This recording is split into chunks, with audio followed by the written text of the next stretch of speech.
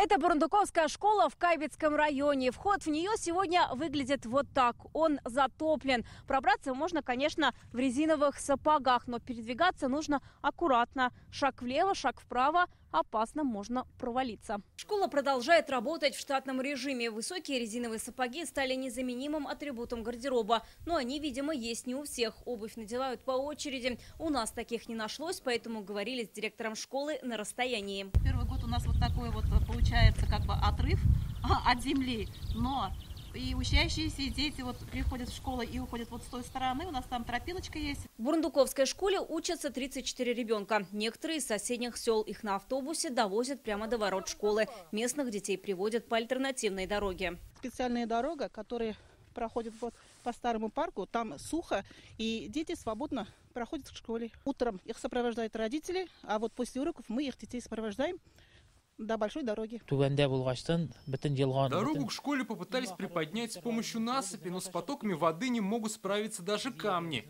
Вся вода приходит к нам.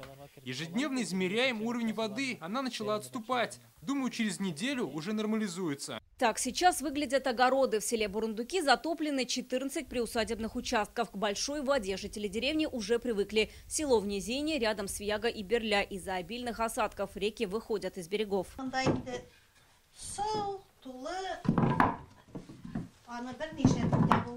Подпол затопило полностью, говорит Гульцада Ахмедзянова. Вместо солений каждую весну там вода. Откачивать нет смысла, приходит снова. Постепенно она уходит сама.